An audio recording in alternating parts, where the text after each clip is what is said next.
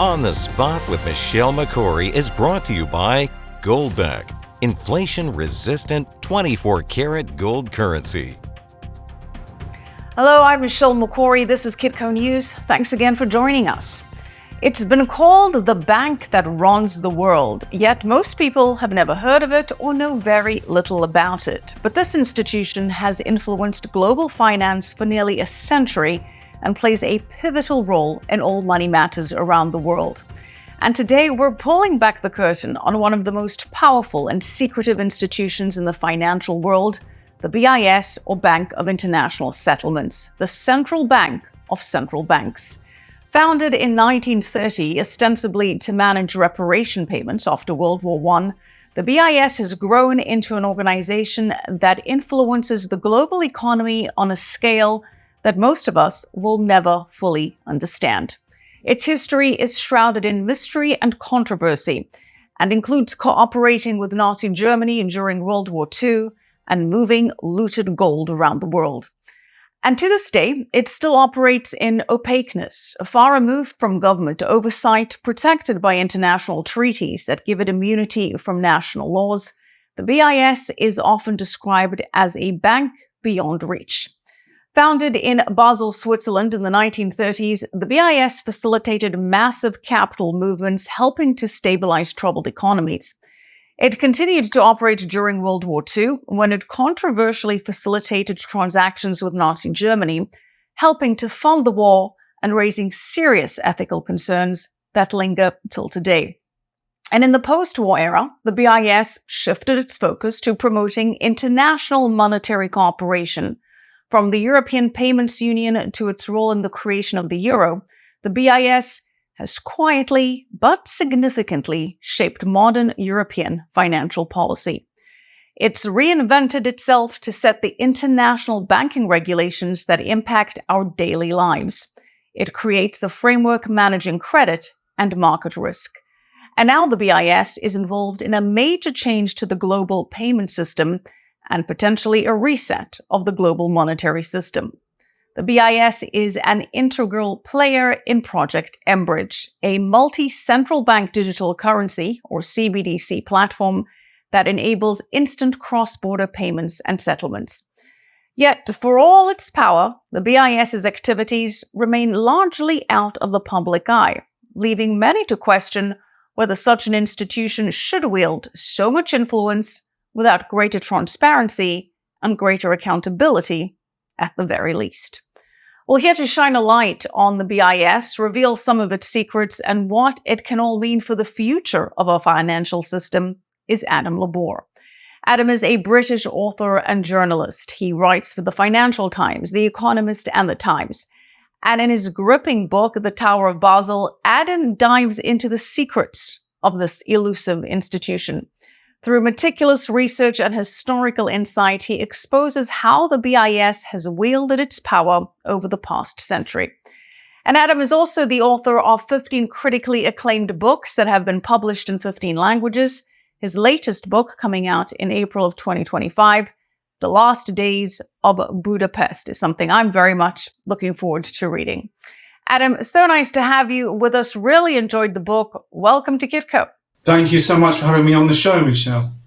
All right, Adam, I really loved the book. It is indeed a gripping read, and I'm thrilled to have you here to help us understand the BIS, how a bank with so much power remains so secretive, what role it's played in some of the most critical moments in financial history, and why it's crucial for us to understand the BIS today and what it can mean for all of us for tomorrow.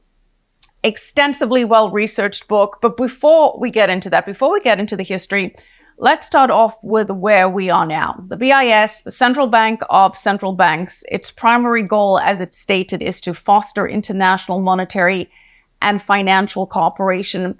And you've called it the world's most exclusive club. So tell us about it. Tell us about the current members, the meetings, the where, the how, the privileges of those working for the bank, and give us a sense of its current operations. Well, as you mentioned, the BIS was founded in 1930. Supposedly, it was founded to manage German reparations payments, so the financial punishment, if you like, that Germany had for the First World War, but it because of the way it was set up by international treaty, it was immune from Swiss law, and it had a very high level of protection. It's almost like a diplomatic organization. So, and that over the years has continued, and it's become more influential and more protected. And behind the scenes, as you rightly say, it's been a major player in some of the key events of economic history in the 20th century. And to fast forward, which we'll talk about, to fast forward rapidly now, it has 63 member states. It's most of them, something like 90% or 95% of the world's GDP is represented in these banks. The membership is quite Eurocentric still, which reflects its history as something that was set up in the 1930s or in 1930. Its first members were France, Belgium, Italy, United Kingdom, and Japan. So you can see that was very much a kind of hangover from the First World War, because it was dealing with the legacy of the First World War. Now there's 63 members.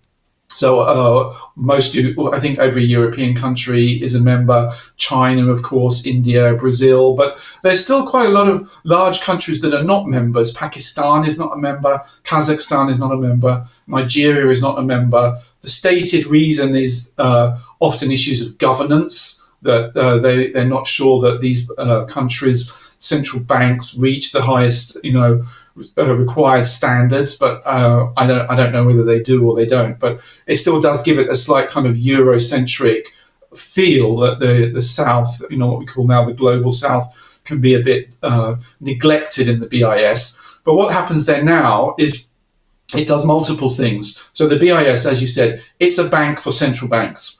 So it's an incredibly good bank. It doesn't have many clients, but it made a profit last year of something like $1 billion.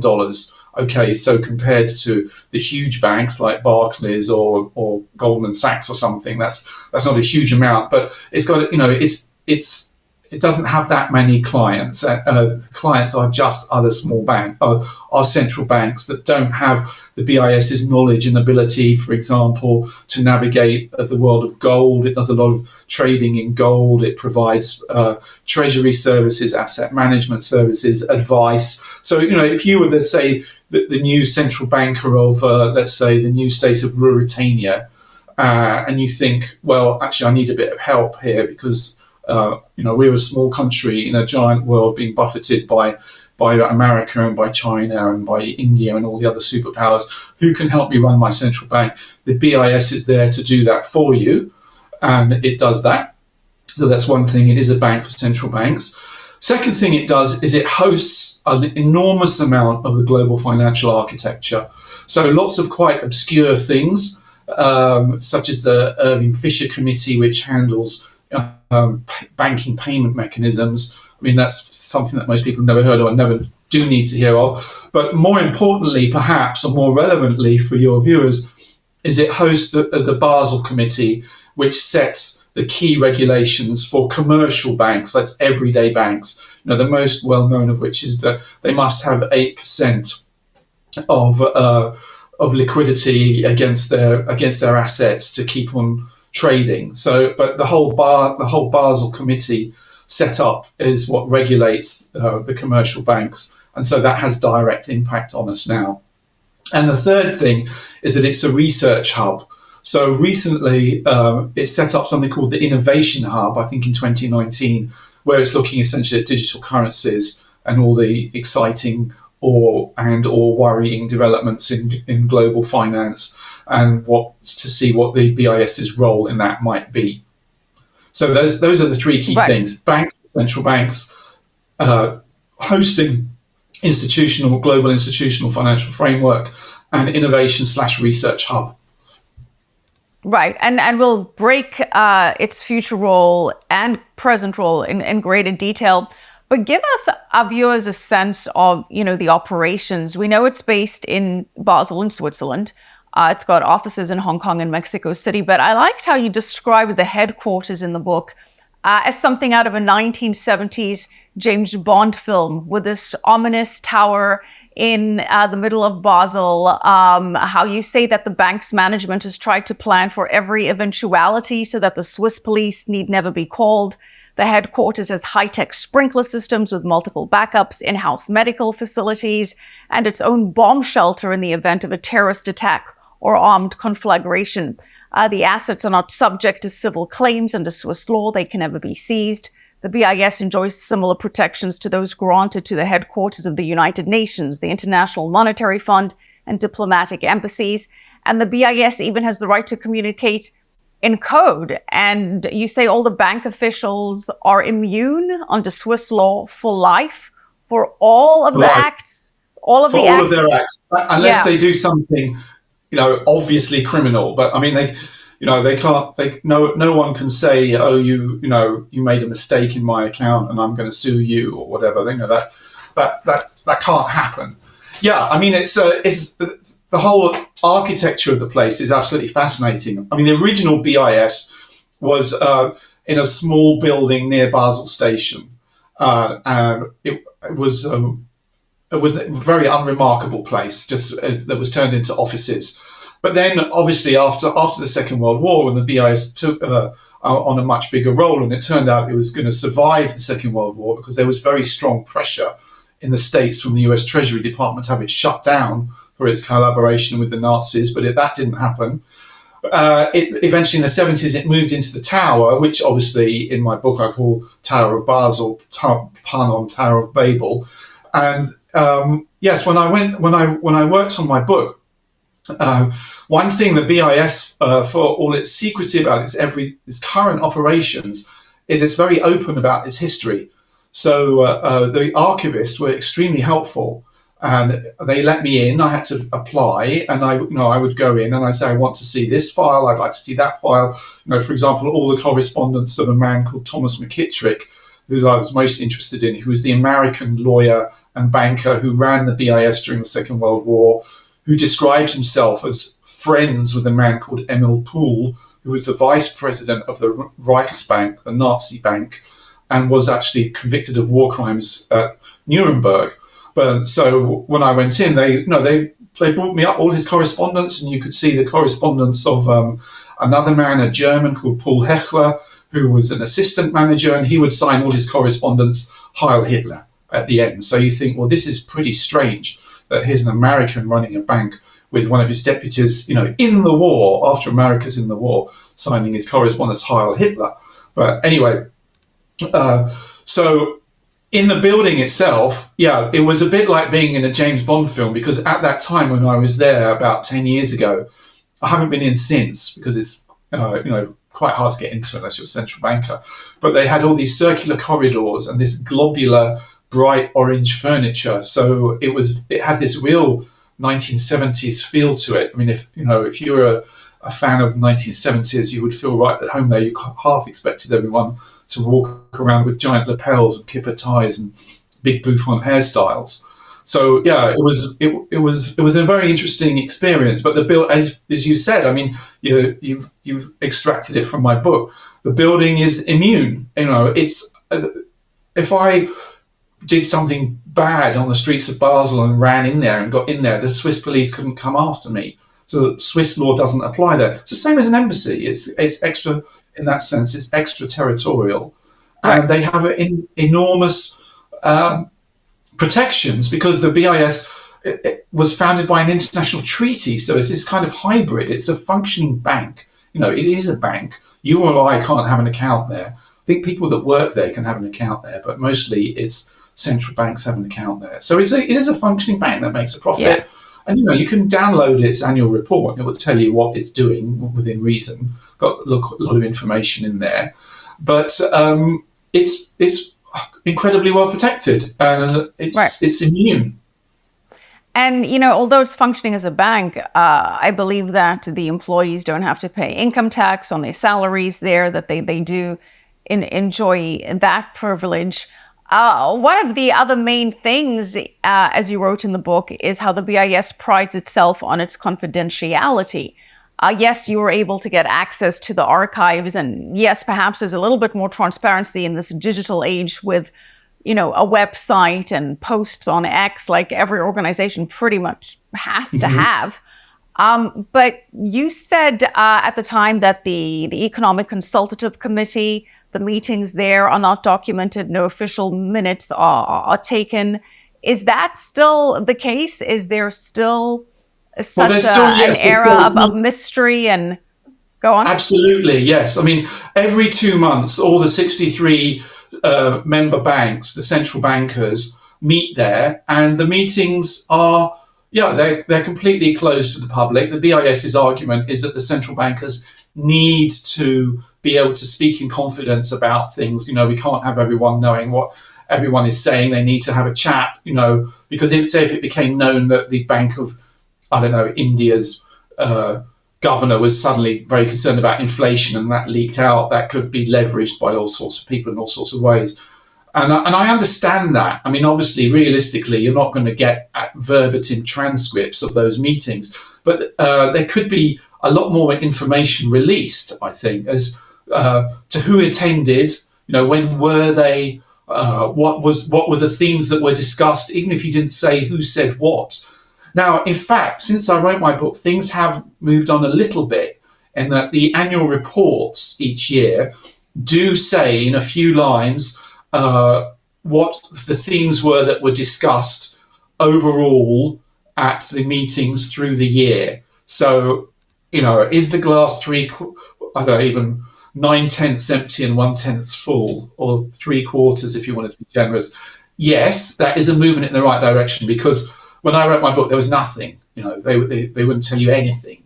So now they do say the general themes. But I think, central bankers are public servants. They are not working for a commercial organisation. All those people going there from the Federal Reserve or the Bank of England, France, not the Bundesbank, because it doesn't exist, the ECB, all of these, the national banks, like the German central bank.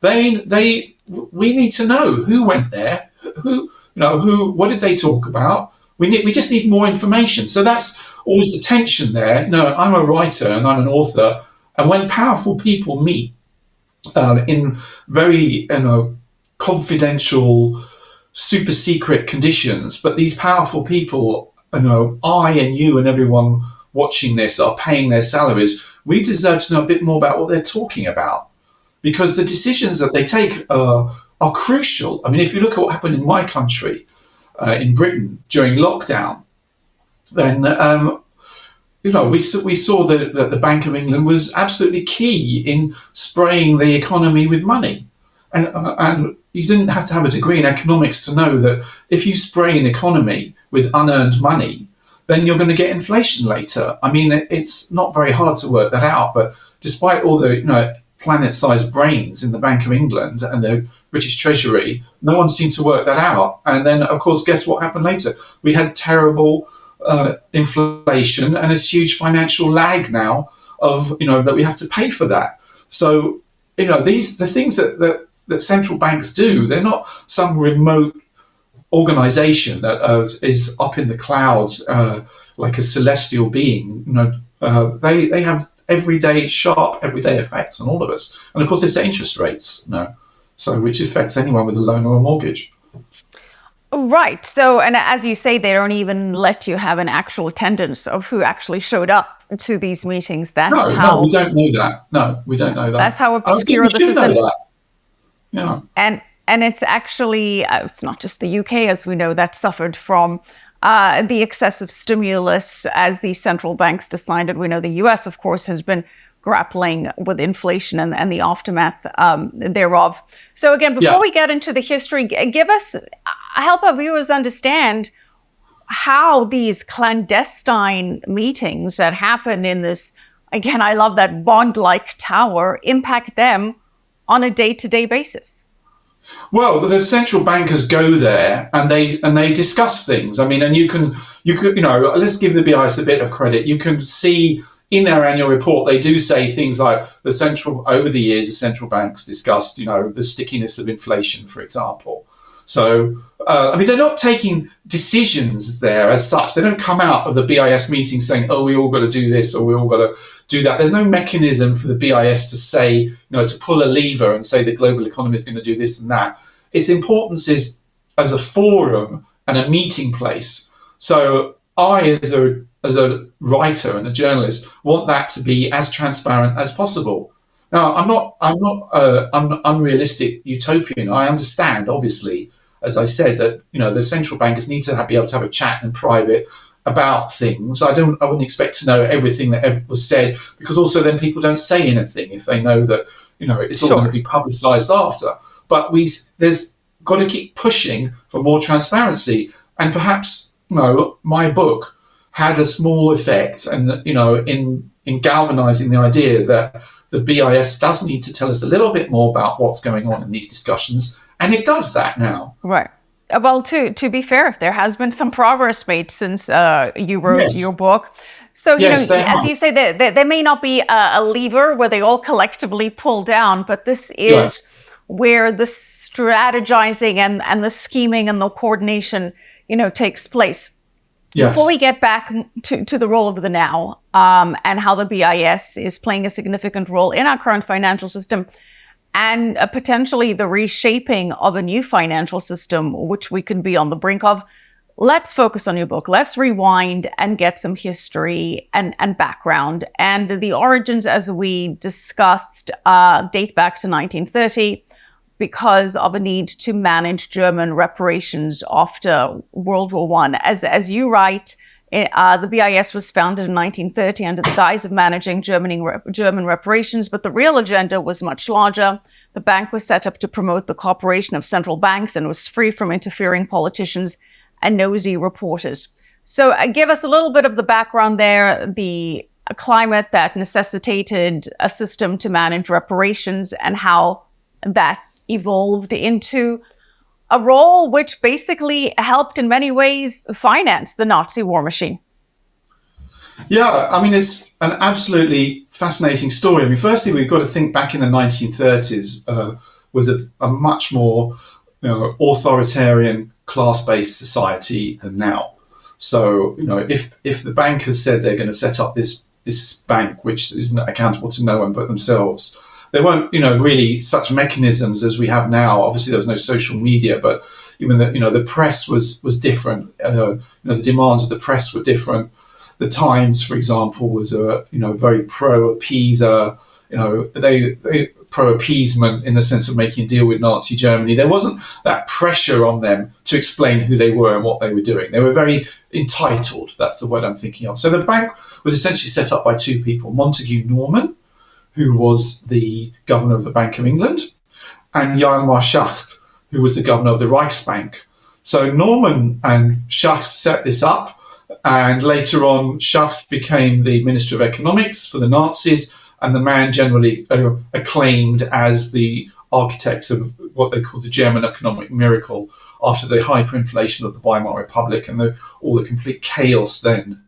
Then he stabilized the German economy and sort of brought that's what he did. He stabilized the German economy. So whereas Norman was the governor of the Bank of England. So they set this up and they brought in these other bankers. And I think what happened was that they realized that, we've managed to get this bank set up by international treaty. So this is the key thing. So we're not accountable to anyone, because the Bank of England, has its governors and is sort of accountable to the government and the finance minister or whatever. And the same for Schacht, and his Reichsbank was accountable to the Nazis after 1933. But they think, we've set this thing up and it's going to make lots of money, and we're out of control. And one of the, in the sense, we're not out of control because we control it, but we're unaccountable. So that's, and if you look at I think the opening of my book, one of the first presidents said that he actually said that the Bank of International Settlements is unaccountable. So they realized that they've set up this amazing kind of financial mechanism. And so its role grew through the 1930s, but when it really became important was in the Second World War, because it was in Basel. It was in Basel for a particular reason, because that was very easy to reach on the train lines from Germany and from France, and from Italy. It was easy for everybody to get there. So it was on the Swiss border, but of course Switzerland was neutral during the Second World War. And so the most extraordinary thing happened is that they had an American president called Thomas McKittrick, who was a banker. Well, he was a lawyer actually, but he was a kind of a banker because he was the president of the BIS. And he was running the bank all through the Second World War.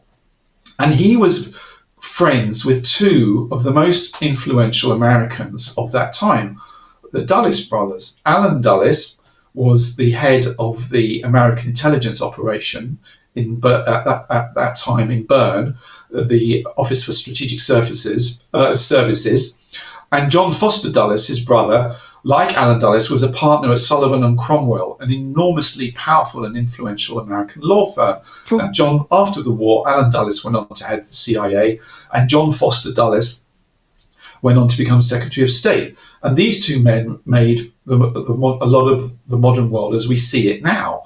So at that time, they were very, very important.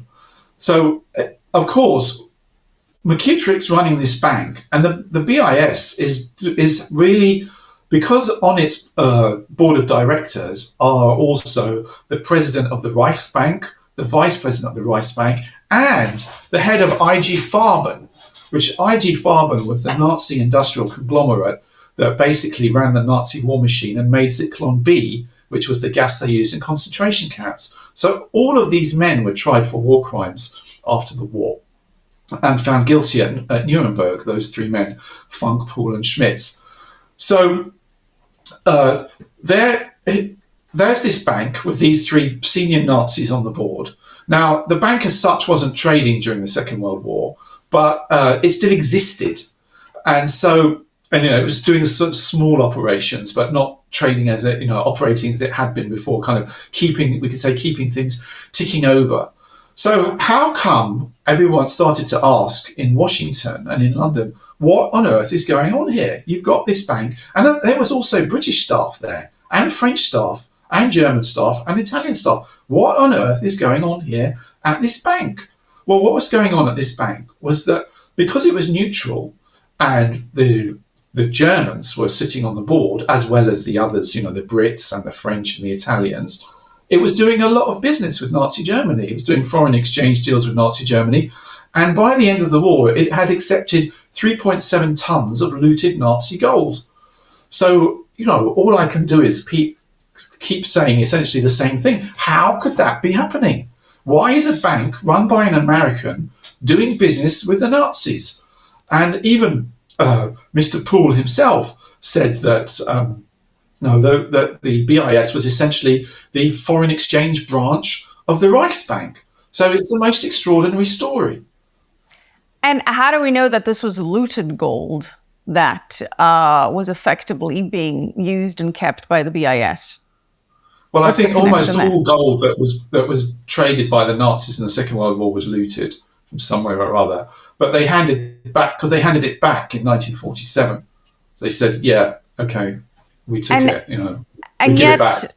You mentioned that some people were tried during the Nuremberg trials, but the bankers were not. They were immune from all of this, correct? Well, actually, Funk and Poole and Schmitz they were tried, but not for their role in the BIS. They were tried. Funk and Poole ran the Reichsbank, so the Reichsbank was the main channel that the Nazis were using for accepting looted Nazi gold. Which meant everything from bars of gold from say the Belgian treasury, which they literally would take, to the hideous concept of what they called dental gold, which means people that were killed in the camps and had their teeth extracted and melted down, and that was called dental gold. So Funk and Poole were tried for war crimes, for economic war crimes, but for their role in the Reichsbank, not for their role in the BIS. That's a good point you make, Michelle. As was Hermann Schmitz, the head of the CEO of IG Farben. He was tried because obviously IG Farben was one of the key engines of the Nazi war machine. and made Zyklon B. So its boss is going to be put on trial for war crimes. But neither of them, they were all found guilty, but neither of them served very long. They were all let out by the Americans after a few years. So basically, the BIS facilitated much of the operations of the Nazi regime during World War II, and the BIS had no accountability for these actions after World War II. Which brings us to how it managed to survive in the post-war era, because initially it was designed after World War I for repatriation. Then it played a rather controversial, sinister role in World War II. And then you write the post-war reinvention, and I'm quoting you, Germany lost the war but won the economic peace in large part thanks to the BIS. After 1945, the BIS helped ensure the continuity of powerful financial interests from the Nazi era into the post-war economy. So explain that, and explain how the BIS survived the war unscathed and what its role was in Germany's post-war recovery. Yeah, so that's a very good question. Why did it survive? There was plenty of people in London and in Washington, D.C., especially Henry Morgenthau, who's the US Treasury Secretary, and his assistant, well, he was much more than an assistant, he was a senior Treasury official called Harry Dexter White. They hated the BIS, and they knew exactly what it was. And Morgenthau said, it was a Nazi instrument. And they understood exactly what was going on because they were Treasury people. And they were, McKittrick actually went to America because they put the BIS under a lot of pressure and put restrictions on it. And McKittrick went to America, and he had a lot of powerful friends in the business and in the commercial world. And so he rallied them to keep it going, because people, they just wanted it to carry on, because for various reasons, because they thought that, this war is horrible, but this war is going to end. And then we're going to have to rebuild Germany. We're going to have to rebuild the German economy to stop the Russians, basically. And that was what a lot of it was about.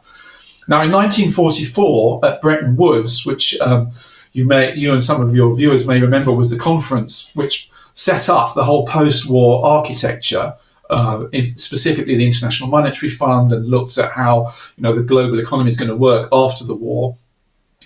Morgenthau and Harry Dexter White and the Norwegian delegate put a motion forward saying the BIS should be abolished, because it's basically a function of the, it's a sub-branch of the Reichsbank. It has to be shut down.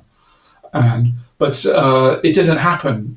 Maynard Keynes, economist, said, and also lots of the McKittrick's allies in the State Department, in the British Foreign Office, at the Bank of England, said, no, we need the BIS because we're going to have to rebuild Germany after the war. And Keynes said, well, if this is passed, I'm leaving Bretton Woods. So instead of calling his bluff, they buckled, and they passed a resolution. I think he says something like, eventually it'll have to be abolished, but it didn't say when. So of course, that's still hanging over it now, but it's never ever going to happen. But the BIS had to show this amazing ability to reinvent itself all the time. But it reinvented itself because people wanted it. There was very powerful circles in Wall Street, in the Bank of England, in the international business world. They said, the Second World War, it's a horrible, terrible thing, but soon it'll be over, and we're going to have to do business with Nazi Germany again. And also, as I said, Alan Dulles was particularly influential in this. They're saying, because Morgenthau had something called the Morgenthau Plan, and he basically wanted to turn Germany into an agricultural wasteland. Well, not a wasteland, but just an agricultural level, all industry, and turn it into this sort of pastoral, agricultural country, like something from the medieval times as a punishment.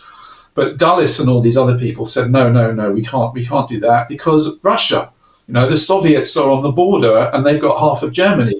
We need to build up Germany as a counterweight, which is why John McCloy, who was the American governor of what became West Germany, released Funk, Paul, Schmitz, dozens of other Nazi war criminals, because they said we've got to rebuild the economy. That's terrible what they did, and the Holocaust and everything, how awful. But we've got to rebuild the German economy, and that's what matters. And find another enemy to sort of point the finger at as the focus, and somehow this organization has managed to survive and reinvent and readapt, as you say, even after Bretton Woods, even with institutions like the IMF and the World Bank, which, arguably was supposed to take over some of these roles, the BIS managed to maintain its relevance. The opponents like Morgantown, Dexter White said, we don't need it anymore. Firstly, it's tainted, as it was, and then they said, we don't need it. We got the IMF, we got the World Bank, and we can manage without this. So, but the BIS is very clever. It just reinvents itself endlessly. Right. And as you write in the book, I'm quoting you here, the heart of the matter is that the BIS is an opaque, elitist, and anti-democratic institution out of step with the 21st century. The BIS should have been closed down in the early 1930s after the collapse of the German reparations program. Instead, it funded the Holocaust and the Nazi war machine. Its staff members, such as Thomas McKittrick and Per Jacobsen, passed a vital economic intelligence to the Nazis, often with the knowledge of the Allied authorities. The bank embodied the most cynical kind of capitalism. While millions died, it kept financial channels open across the front lines. After 1945, the BIS and its allied committees shaped much of the post-war financial world. Behind the scenes, the BIS provided the necessary financial mechanisms, support, and technical expertise for the financial aspects of the Euro integrationist project. Without the BIS, the Euro would not exist. The BIS gave birth to the European Central Bank, a bank that is accountable neither to the European Parliament nor to any government, even though it controls the monetary policy of 20 countries. These protections perpetuate the technocrats' belief that a tiny, self-selecting elite, unaccountable to everyday citizens, should manage global finance. The BIS's privileges are a hangover from a thankfully vanished age of deference to authority. Before we get into that, and before we get into the euro, and again, you phrase this all so very clearly, so very eloquently in the book, but before we get into that and how the BIS was in fact pulling the strings from the shadows to create the euro, let's focus on 1961 and the London gold pool, because I think that is of tremendous interest to our viewers. And by way of background here, after World War II, the Bretton Woods Agreement established a system where currencies were pegged to the US dollar. The dollar was pegged to gold at $35 per ounce. And this system was supposed to provide stability, but by the late 1950s, early 1960s, more and more countries were exchanging their dollars for gold, and that was putting pressure on the US gold reserves. The US was running a large balance of payment deficits and inflation. Foreign countries were increasingly worried about the US dollar's stability. And as a result, we had this growing demand for gold. And then the London Gold Pool was formed in 1961 to coordinate gold sales by central banks, primarily the US and a group of European nations, to manage the price of gold and prevent it from rising above that official $35 per ounce peg. So when gold was traded above the official price, the pool would step in to sell gold reserves and keep the price stable. And conversely, when the gold price fell too much, the pool would then stop selling to prevent the price from dropping too low. So fully manipulating the gold price here. The US Federal Reserve, the central banks of the United Kingdom, France, Germany, the Netherlands, and Belgium all contributed gold reserves to the pool. But, despite these efforts, as we know, the London gold pool began to unravel in the late 1960s due to increasing economic strains and lack of confidence in the dollar. And then in 1968, after a period of heavy gold sales and rising pressure on the dollar, the pool was unable to defend that $35 price. And in March of 1968, the London gold pool officially collapsed. The gold market transitioned to a free market system with prices set by supply and demand rather than being managed by the central banks. Now, that's the background there. We know the BIS was instrumental in controlling the manipulation of the gold price. And as you write in the book, and I am quoting here, Italy, Britain, Belgium, the Netherlands, and Switzerland contributed a total of $270 million to the pool. The funds would be used to maintain dollar parity at $35 an ounce, in line with the Bretton Woods agreements. The banks would keep the gold price stable by buying and selling when necessary. All of the participating banks agreed not to buy gold themselves on the London market while the pool was in existence. The BIS gold cartel was constructed on conditions of complete secrecy. There was not even a formal written agreement. The banker's word and a handshake was enough to seal the deal. As Coombs noted of the government's meetings, however much money was involved, no agreements were ever signed, no memoranda of understanding ever initialized. The word of each official was sufficient, and there were never any disappointments. So there you have it, a gold cartel. This was central bank manipulation of the gold price led by the BIS. I mean, Adam, what does that show us?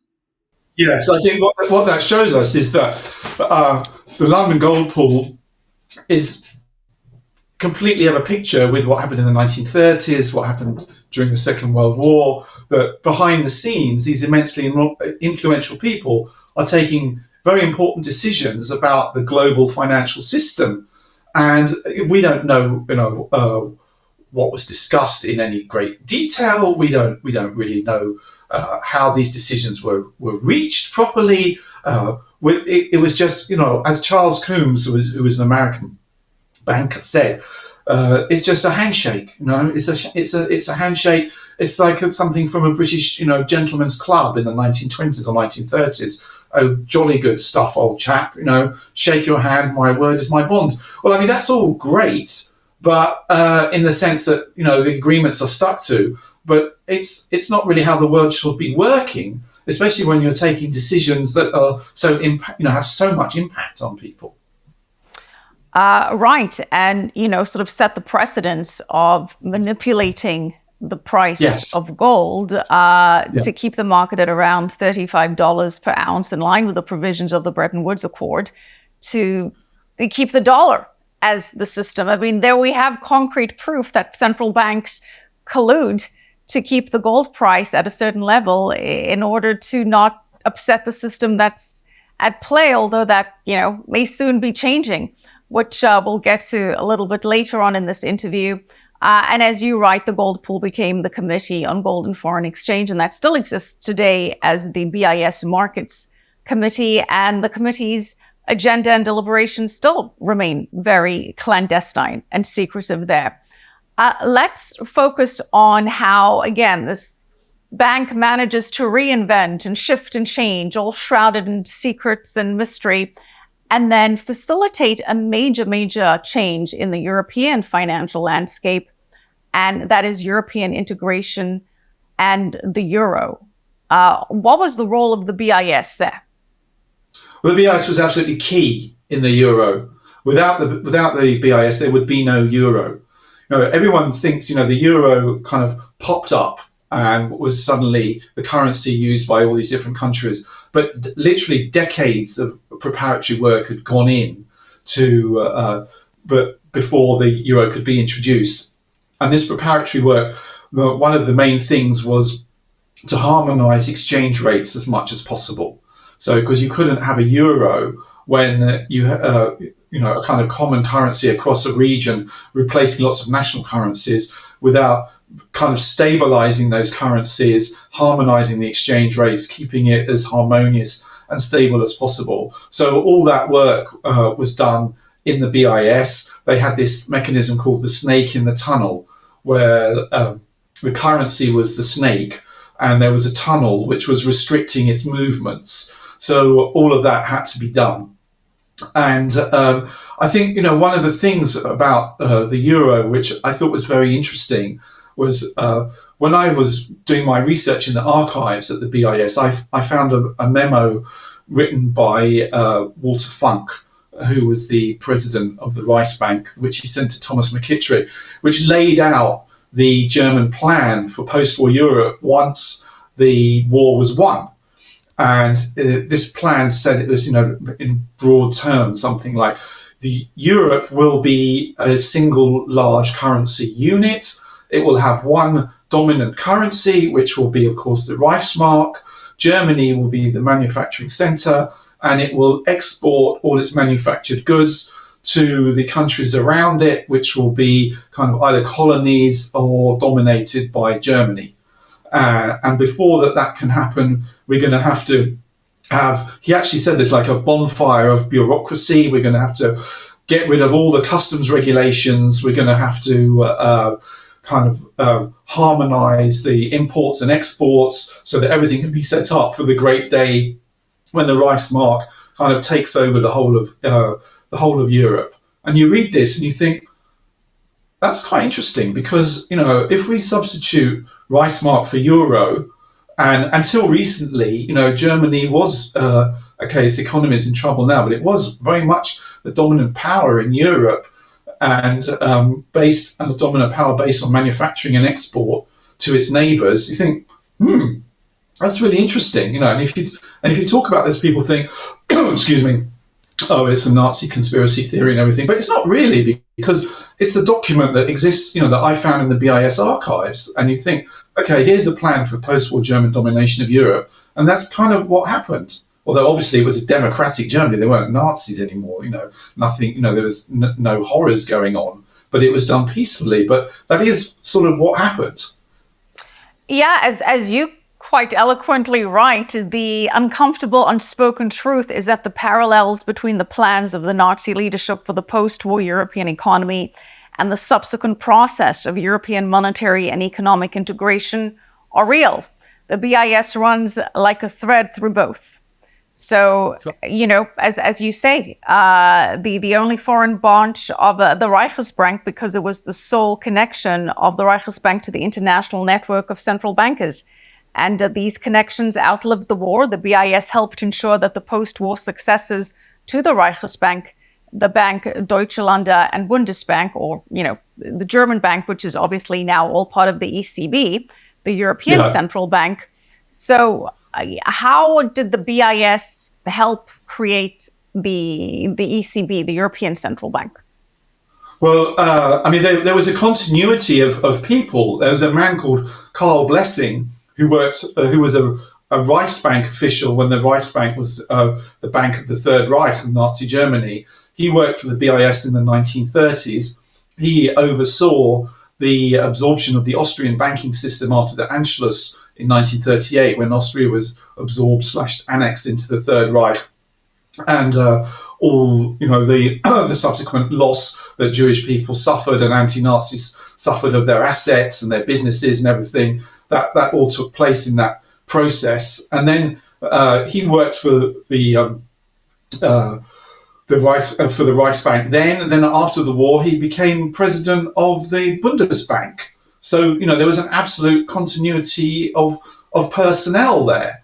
But in the broader prospect, the broader concept was handled by a man called Alexander Lamfalussy, who was a senior BIS official for many years. I think he worked for BIS for 17 years, and he set up something called the European Monetary Authority, which then eventually evolved into being the European Central Bank. So the whole of Europe's current financial architecture and monetary architecture in terms of currencies has come out of the BIS. Right. And again, I'm painting this background because it's a setup of what we're seeing the BIS potentially working on now, because you argue that the role of the BIS in the Euro project was kept, relatively behind the scenes, relatively discreet, and the process leading to the Euro was managed behind the scenes by technocrats, notably with central bankers playing a key role in the decisions.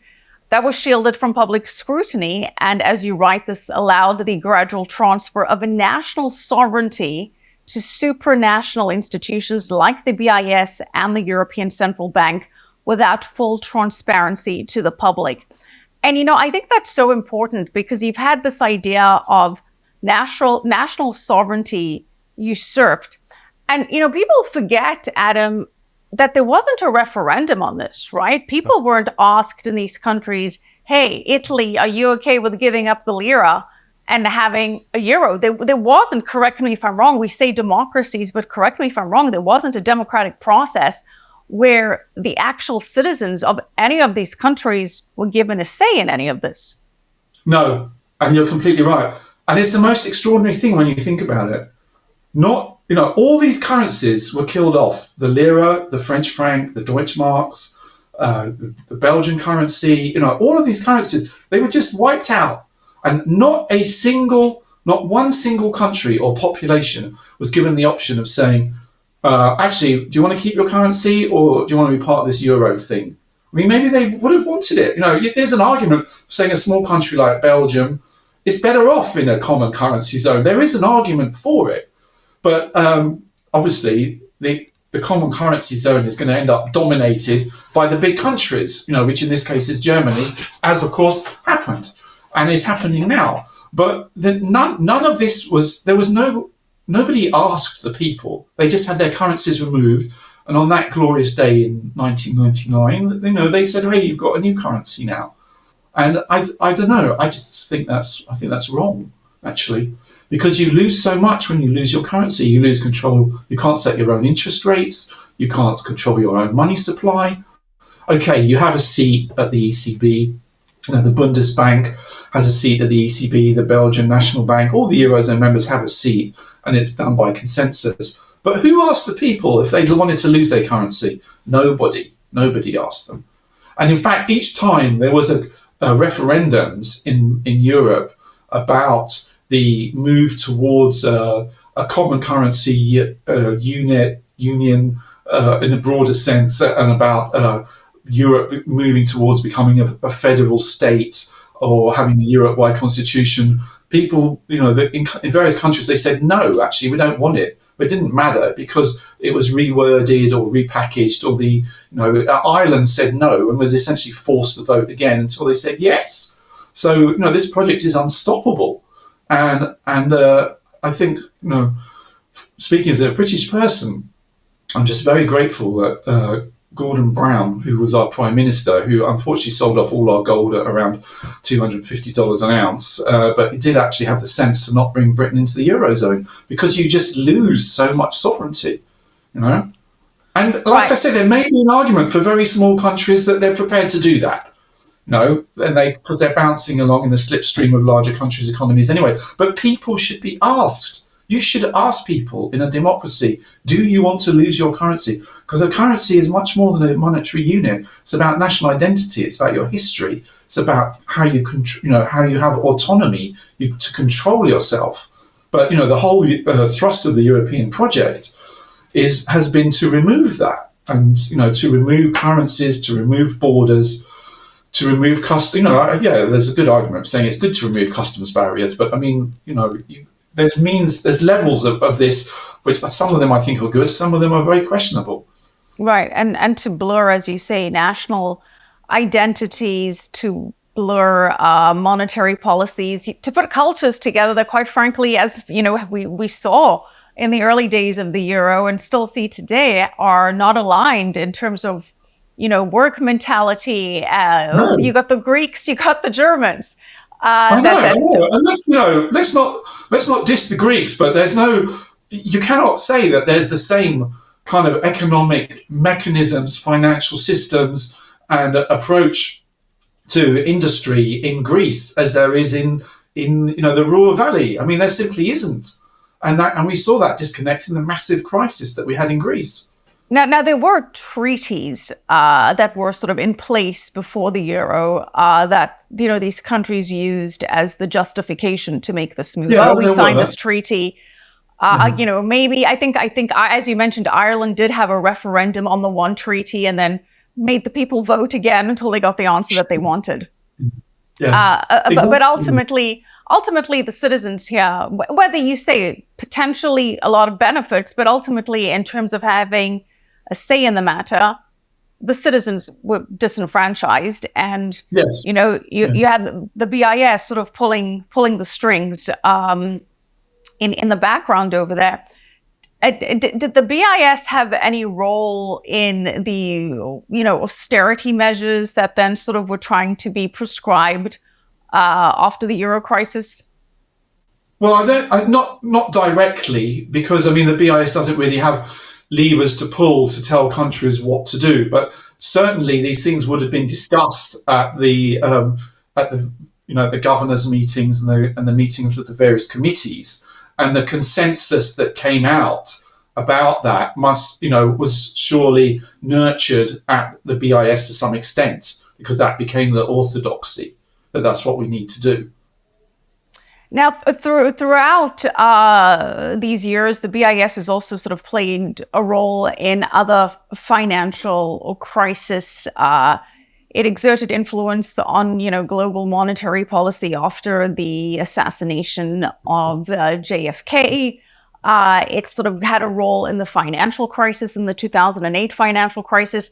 Can you give us a little bit of color on how the BIS has been behind the scenes in many of the other notable moments of financial history that we've seen recently?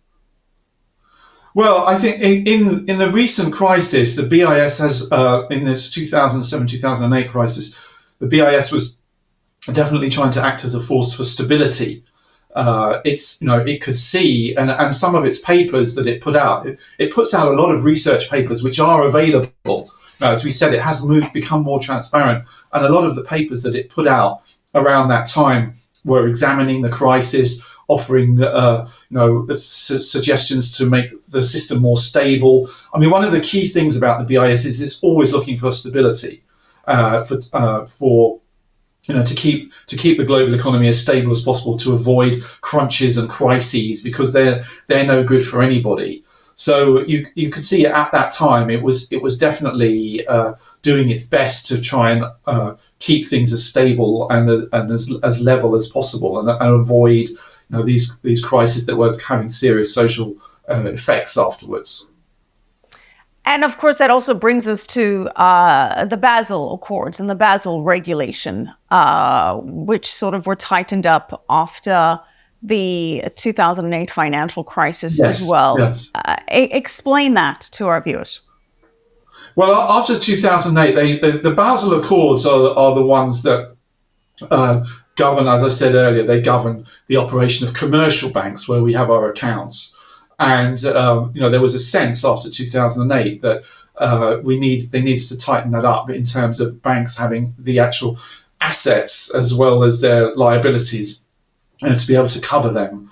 And one of the main things that came out of that eventually was that in 2019 the BIS said that gold itself, physical gold, should be a tier 1 asset, the most important asset, and it's that. I think, ironically, it's quite ironic that in 2019 we're sort of almost going back to the 1930s or even earlier, to medieval or prehistoric times when physical gold was the way in which wealth was mentioned. And after all these years and centuries of increasingly sophisticated international financial systems, it still goes back to gold. Right. And we're getting to that because gold looks set to play a role here in a potential new system that the BIS is helping to facilitate. Gold reportedly part of the backing of the unit. That's the common CBDC, central bank digital currency, that the BRICS are working on. And they'll likely be using the unit for cross-border payments. Separately, for now at least, the BIS, under the Innovation Hub, is helping to facilitate a global payment system for the BRICS Plus. This is known as Project mBridge, and that's aimed at developing a new cross-border payment infrastructure to make international transactions faster, cheaper, and more efficient, but perhaps more significantly, as an alternative to the dollar-dominated SWIFT system. And Project mBridge primarily focusing on enabling central banks to use digital currencies for cross-border payments, central banks and commercial banks. But before we get into that, and we're going to get into that a little deeper, there's a line in the book where you draw inspiration from that vampire squid term coined by Matt Taibbi to describe Goldman Sachs. And it's a very powerful line, so I want to share that with our viewers. And you write, the BIS is now the vampire squid of the regulatory world, hosting a myriad of committees that in turn spawn subcommittees, many of which are composed of the same central bankers and officials, each producing reams of reports that are passed back and forth from Basel to national central banks and governments in an endless merry-go-round of resolutions and recommendations. So, I think that demonstrates how the BIS has its tentacles in the entire financial system with this regulatory web that it spins reporting back to itself, essentially. Yes, yeah. I think to be completely honest, I might not use that phrase vampire squid again because it's got unpleasant connotations. But in terms of the web and the connections and the networks then absolutely the BIS is at the centre of it. It's at the centre of everything. The various regulatory committees, the monitoring committees, the meetings of the central bankers. It's the pivot on which everything turns. So who is the BIS accountable to then? Well, that's a very good question. I'm not sure that it's really accountable to anyone. I suppose it would say it depends which aspects of its operations you're talking about. I mean, in terms of as a bank, I guess it's accountable to its shareholders. It has to make a profit. As a hosting organisation, where it hosts the infrastructure, I don't think it's not really accountable to anyone. It just does it. It's built it up over the years that these are the things that it hosts. This is where this is how it operates. This is what's going on here, and. As a research place, it's just saying, well, this is what we do. We have all this expertise, and we're putting this stuff out for you. Any member of the public can download these papers. I mean, all of it has got more transparent. I mean, all of its annual reports are available to download right back to 1930. You can go back and see what it was doing in 1930s. Just get them all instantly. So I would guess it would argue. I mean, maybe you should interview someone from the BIS. It would be very interesting to ask these questions, but it would argue that it's accountable in the sense that it shares its information on a lot of information on the website, and its member states, its shareholders and its members are central banks of different countries that are accountable in their own way to their countries themselves. And who are the BIS shareholders then? They're members. So back to the central banks. The central banks. Yeah. So the central banks are the shareholders. This is the central bank of central banks. So basically, they're all sort of accountable to each other. Yeah, exactly. So it does kind of go around in circles. Yes. Yeah, which I think is what you were kind of getting at with that quote. Yes, exactly. That I was reading about. Round and round in a circle, and it's there's no clear outside mechanism where the BIS has to say every once a year we've done this and we've done that, and what do you think about this and what do you think about that, and this is how we do it.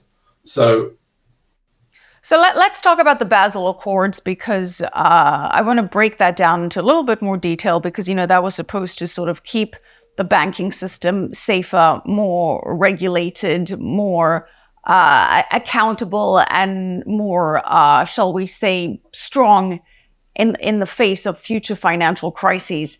And you touched on 2019, where the BIS made gold a tier 1 asset, which means it can be counted as part of a bank's core capital reserves.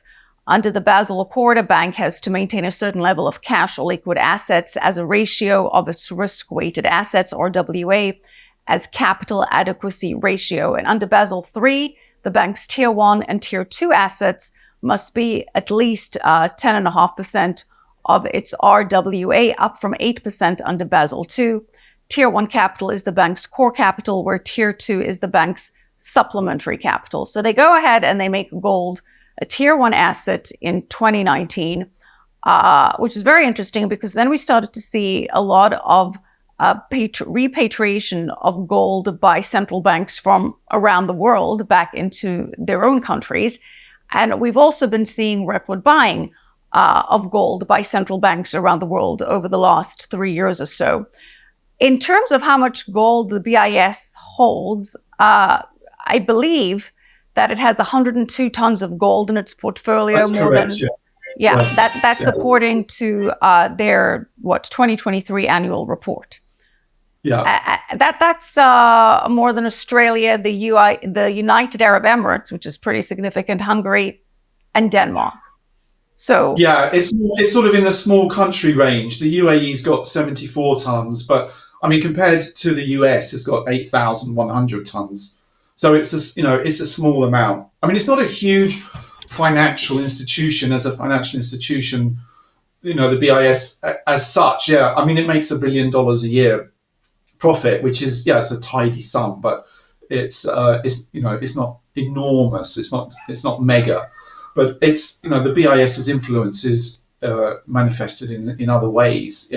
Yeah, and the Basel Accords is very interesting because obviously anyone could see that as soon as that gold is reclassified as a tier 1, that means gold is more valuable, which means more people are going to buy it, so the price of gold is going to go up. But we live in a world of free markets, so there's really nothing we can do about that. So, but it's interesting that it's a relatively small bank, as you say, and yet owns such a sizable portion of gold, the equivalent of a small country. Not that the United Arab Emirates is a small country. That's true. Yeah, it's true. Yeah, I mean, there's more than the UAE. Somehow one expects, especially with all the gold markets that there are in the UAE, to be for there to be much more.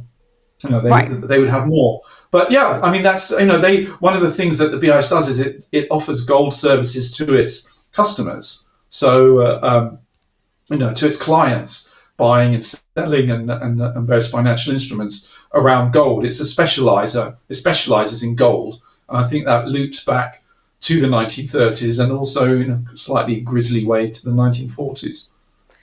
And so now let's fast forward to the 2020s and where we are now, 2024, and we know that the BRICS countries, the BRICS plus countries, the UAE being one of them, BRICS, Brazil, Russia, India, China, South Africa, as the core members, are potentially reportedly working on this common currency backed by gold, as well as a basket of potentially other commodities, potentially their own currencies. But we do know that according to their latest white paper, that gold plays about a 40% role in this.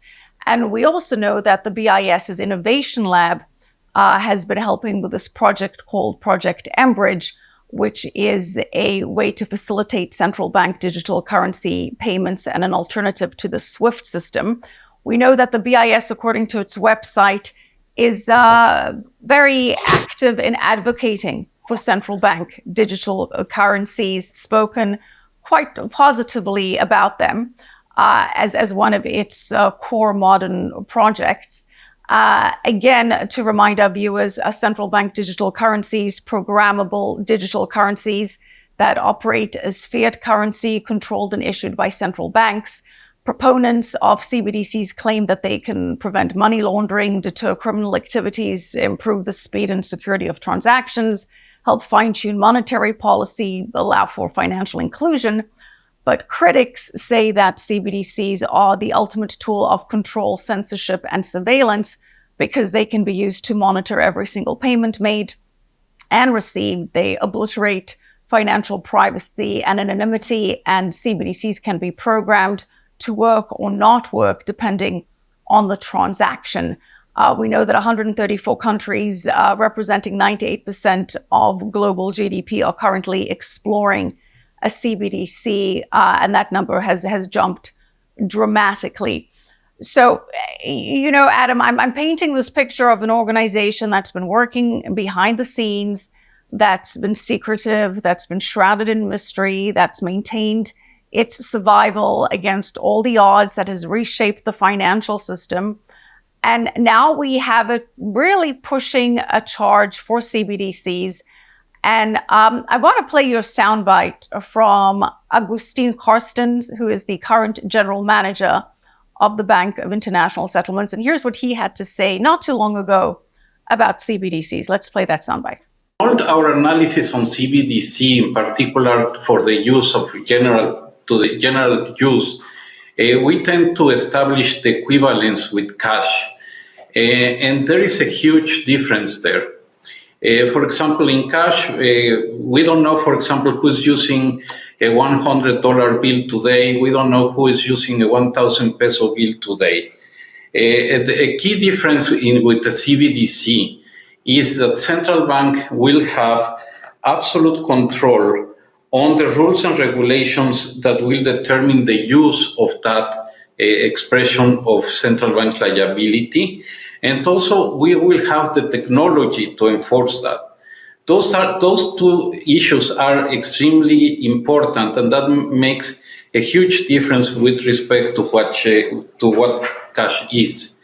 So there you have it, Adam. I mean, he's basically, calling for ultimately a cashless society and talking about the pluses of a CBDC, at least from a central bank's perspective. What do you make of that? Well, it's kind of terrifying, really, isn't it? I mean, in a system like that, one thing, I'll give the man credit, he's quite open, that this is about control. It should have got a bit more publicity and been a bit more noticed, that little speech, because the visions, what we've seen about the BIS is that the visions that are cooked up there, become reality. I mean, the euro, who would have thought in the 1960s or 1970s that you're going to abolish the franc and the Deutschmark and the Italian lira? People would say you're crazy, but there you are in the BIS. There's a little bunch of people, tech guys, beavering away on that, and there you are. It happens. So when someone like him sets out that vision of a currency of total control, we should listen.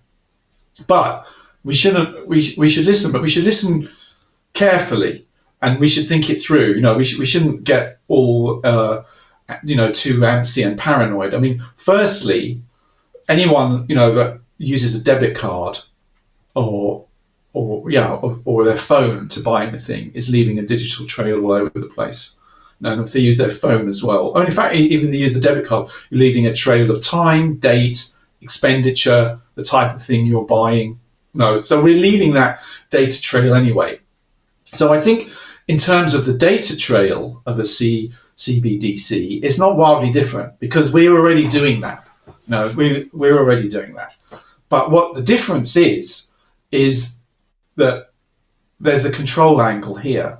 That it seems that one can imagine the nightmare scenario would be something like in China, where you have social capital, where you may be told that you want to book your 10th holiday of the year, and they say, well, sorry, Adam, global warming, you've exceeded your CO2 emissions allowance, you're grounded for the next 6 months. All of these things must, there must be a lot more accountability and a lot more transparency around it. I think in itself, the knowledge that is accumulated through a CBDC is not wildly different from the current situation where you buy anything with a debit card or a credit card. And I suppose arguably you've seen people debanked already, like Nigel Farage, the British politician, was debanked. This word is amazingly sinister. It's like a Stalinist thing. He's been depersoned. He's been debanked. So we've already seen that can happen. That people can have banking services removed because their views are considered unsavoury by people. And admittedly, around that there was a scandal, and he got his bank. He got it back. But you can imagine, as you say, with a system like this, it's switched off. No, and what are you going to do? What are you going to do? You see, to him, he's saying that's a terrible thing, that we don't know who's using $100 bill or 1,000 peso bill. That's terrible. But I think that's good. Right. That's good. We should all be using cash more. Well, look, to your point, Adam, yes, on the data front, granted that we leave digital footprints all the time, but there is still a private enterprise line, arguably, between us and the government, the banks. Okay, granted, not that hard to get access to that information if you wanted to, but still a slight barrier there. But we do still have, at the moment, the option of cash, which is anonymous. Yeah. And I will point out, back to the euro, if you were holding bags of lira right before they decided that no more lira and you can only use the euro, your bags of lira were worthless, right? This is an organization. Not immediately, but after a while. Not immediately, but if I kind of went back into, says a lot about me needing to declutter, but I kind of went back into my archives and found even an old note that can't be used anymore, right? For my travels to Italy many, many, many years ago. It's a system that money is consensus, right? And we all agreed that Yes. that lira was able to buy me a nice buy me a nice pasta dinner back when I was, traveling Europe off to college. But now I can't, right? So when you've got the CBDC agenda combined with making us a cashless society, it's very concerning. It's very combined with this idea of programmability, right? Where, as you say, you can debank someone, but when you can just click someone out of the system, and the threat that can happen sort of curtails people's activities. Or as you were discussing, you have a social credit system. It's linked to this carbon emissions agenda, this climate change narrative. And you can say, yes, you've exceeded your carbon output, so your money, your CBDC doesn't work to buy your next plane ticket, or it does, but with a 20% premium. Whereas I always like to say, I like a good steak, Adam. I always like to say, I've exceeded my meat allowance, so my money doesn't work to buy meat under a CBDC kind of system. Because the thing is, Michelle, what we have now is the injection of ethical considerations into the financial system.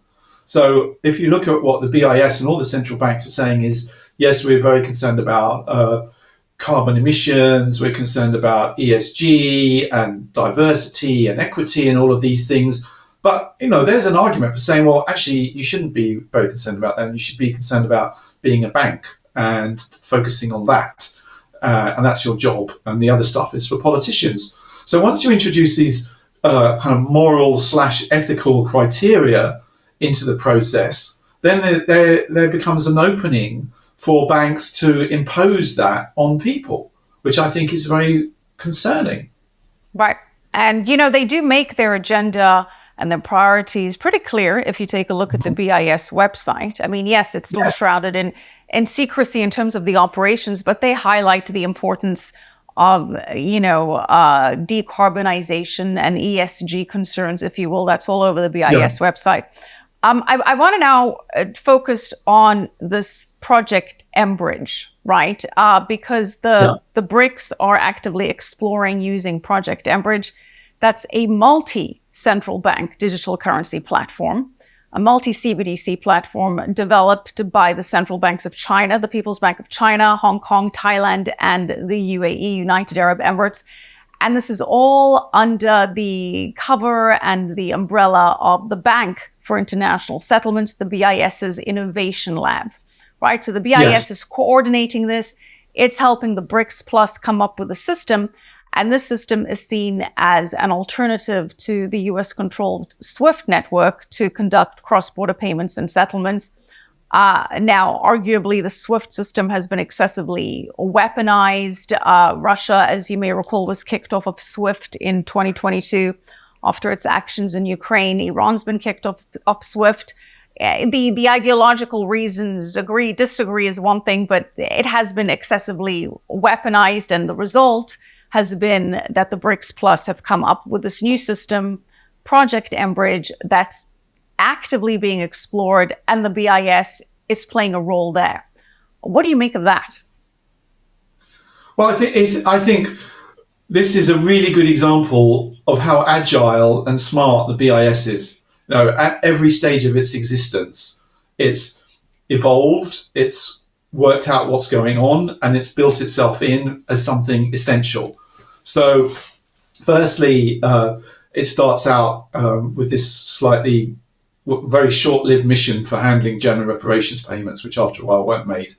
Then it reinvents itself in the 1930s as part of a mechanism for dealing with international crises like the banking crisis in Austria, and it did help. It was useful to have it there. Then of course it has its very dark period during the Second World War when it, in order to survive, I think beyond in order to survive, I think the decision was taken by the leadership by McKittrick and his allies, such as Dulles, that it had to survive and it had to keep the lines open to Germany. Then it's reinvented itself with the gold pool, then the euro, the financial crisis, and now, of course, the BIS is going to be involved in something like Project mBridge? I mean, of course it is, because it has the knowledge. It sits at the center of the global financial system. Digital currencies are the coming thing.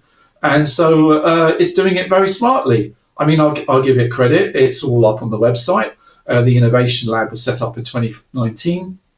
All its project reports are downloadable. You can see what it's doing. The concerns I would have about Project mBridge are not so much about the bank. The bank is the facilitator. You know, the bank is in the banking business. Banking is moving towards digital currencies, cryptocurrency, central bank digital currencies. I mean, it's obvious that's where it's going. So the bank, the bank is going to do its banking business. It's a much wider issue here, which is, do people realize what's happening? What are governments saying about this? What are politicians saying about this? That this stuff, like the euro, is evolving behind the scenes. Actually, it's much less behind the scenes because it's all up on the website. You can go to BIS.org and it's all there about Project mBridge, the innovation labs, all the things that they're doing. And it's very interesting. They're very open about it. So that's what the BIS does. But this is a broader question for society. Do we want this system to be set up where, as you say, at a touch of a button, someone's financial access to it could be switched off, where a system of super fast, super smooth payments, cross-border payments, new currencies, all sorts of exciting new toys for the bankers, and in fact for us to play with as well. But who's controlling this? Who is it accountable to? So that brings us back to the same old question. The BIS, the BIS basically cooked up and invented the euro, which was imposed. Now the BIS is working on this in a lot more, there's a lot more daylight around this than there was around the euro. Like I said, you can go on the website and you can read all about it. But this is a much broader question that we all need to be thinking about, but these things are being developed. And of course, that's a great clip, sort of slightly chilling clip you showed of the BIS's general manager, because the dynamic there is towards control, it's towards knowledge and control. So where is that knowledge going? Where is that data going? Who's going to look after all that data if this thing comes in? Who's guarding the data of what I do with my new whiz-bang central bank digital currency? Who's guarding that data? And who's accountable if that data gets lost? There's so many questions here. And on the BIS website, you can see the technical stuff, and it's great. It's really clear. They're really open about what they're doing, but this is beyond the BIS. This is for all of us to think about. Well, they're open on the parts of the agenda that they need to be open about. And, maybe if we had, more sort of social media and such during the time that the Eurozone and the euro was being put together, there would have been more leaked or information out there, because people know that this kind of stuff needs to get out. So it's sort of like controlling you in daylight, in plain sight, but really still things happening behind the system. But, Adam, we've had guests on the show that sort of put this all together, and they look at the BIS making gold a tier 1 asset in 2019. They look at this idea that we've got, the BRICS plus potentially coming up with this unit currency, partially backed by gold. They look at this idea that there's fiat currency debasement and devaluation, that, the United States, $35 trillion plus in debt, that basically fiat currencies backed by nothing are worthless. And the people are starting to catch on to this, as if for no other reason, they're seeing, exorbitant inflation. And there's this thinking that not only are we seeing a bifurcation of the global monetary system with the end of dollar hegemony and a dollar-dominated global trade system, but also potentially a major global monetary reset coming, where there could be an entire global system of central bank digital currencies, potentially all backed to some degree by gold or by commodities, at least on a national, as in nations amongst nations level.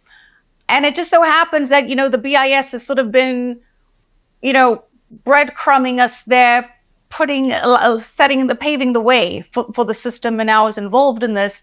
And again, an organization, which is why I started out with a history here, that has been in charge for over 100 years, reinventing, readapting, and maintaining this tremendous oversight and control. I mean, basically, to summarize, knowing what you know, looking at this history, do you think, and granted it's speculation mostly, but do you think that we could be on the verge of some major global monetary reset?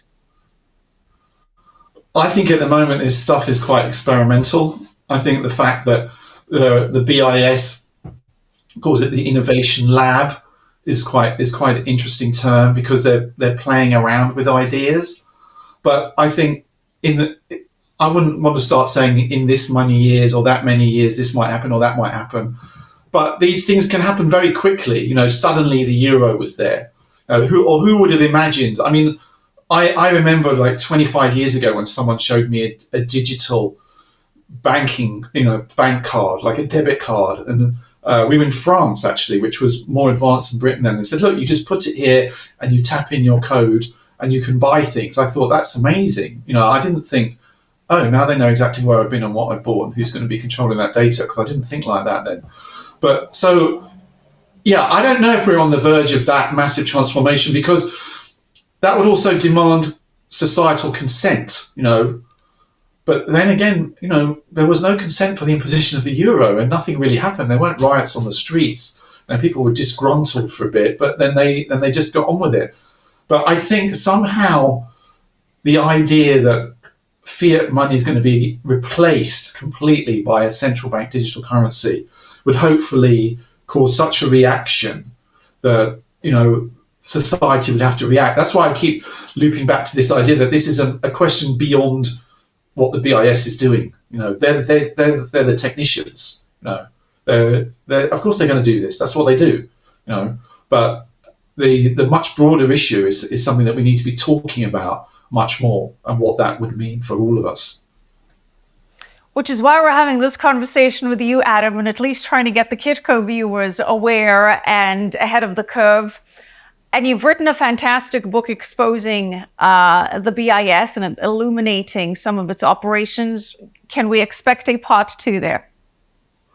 Well, I mean, some of the things I've been looking at recently is, in particular, what we've just been talking about now, central bank digital currencies, make me think that, it's time for a chat with the publishers about an updated edition, because this is the new incarnation of the BIS. We had reparations, we had Nazi gold, we had the gold pool, we had the euro, and now this is the 5th or 6th iteration of the BIS, and I think it needs to be written about, and to ask them as well, guys, what you up to? When your general manager gives these scary speeches that maybe he thinks people don't really notice that much, but we do notice it, and that's kind of terrifying, that vision, arguably. But what level of sort of press interaction does the BIS currently offer? Well, I haven't spoken to them for, since I wrote my book. I have to say they weren't especially helpful when I wrote my book. They gave me an interview by email. I mean, that was all they would do. The archivists. But they're not holding press conferences with Q&A on a regular basis, for example. Not as far as I know. No. Right. No. But as I say, it's important, even though they have transparency, or at least the illusion of more transparency, or to some degree an improvement in its transparency with the website and social media accounts. I say keep an eye on the space, and I thank you for helping us uncover some of the past, which perhaps allows us to extrapolate into the future. Adam, as we wrap up, tell our viewers about your book that's soon to be released, April 2025. Yeah, my new book is on a very different theme. It's called The Last Days of Budapest, and it's the first non-fiction account of Budapest during the Second World War. I lived in Budapest for a long time, for more than 20 years as a foreign correspondent, and there's incredible stories there still to be told. There's been books about bits of Budapest story in the Second World War, about the siege, of course, about the Holocaust. But I've pulled the whole narrative together, or as much of the narrative as possible, to pull together in one book, and it covers the whole war from 1939 to 1945. Alan Dulles, who we mentioned before, of course, the American intelligence premier in the Second World War, does make a small appearance in there, but it's not primarily about money. It's about espionage, it's about love, loyalty, death, destruction, and also about great courage as well in times of extreme danger. Well, we may be needing more courage in potential times of extreme danger still ahead. It sounds like a riveting read. Adam, again, thank you so much for joining us. Thank you. Appreciate it. And I certainly enjoyed Tower of Basel. Adam LeBor, thank you so much for joining us today. Thank you. Thanks again, Adam. Thanks to our viewers as always. And also a big thanks to our sponsor, Goldback, for our viewers that are not yet familiar with this easily portable form of gold. Goldbacks are physical, interchangeable gold currency made of real 24-karat gold.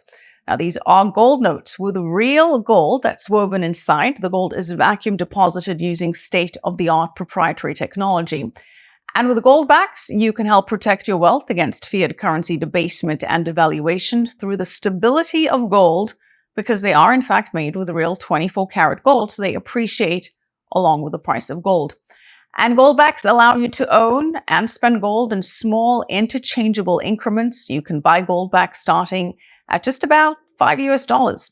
Goldbacks are also very easy to transport, but they can also be used as real money from small to large transactions. In fact, there are over 5 states where Goldbacks can be used to pay for goods and services, from a growing list of 2,000 businesses where Goldbacks are accepted as payment for goods from coffee and a bagel to a pair of sneakers to services like chartering your flight or even getting your car repaired. And there's also a way to earn interest on the Goldbacks that you own paid to you back in Goldbacks. You can get all of the details on that on goldback.com. So if you want to diversify your gold holdings, get some Goldbacks. There's a link in the description of this video with where and how you can buy your Goldbacks. So make sure to check that out. As usual, thank you so much for checking us out. Please leave us your comments. Feel free to praise wine or just opine. We read your comments, we reply, and we love hearing from you. So for now, from me, Michelle Makori, and the rest of the Kitco team, we'll see you next time. On the Spot with Michelle Makori is brought to you by Goldback, inflation-resistant 24-karat gold currency. Protect your purchasing power, grow your wealth annually, and spend at over 2,000 businesses. Learn where to get Goldbacks at goldback.com.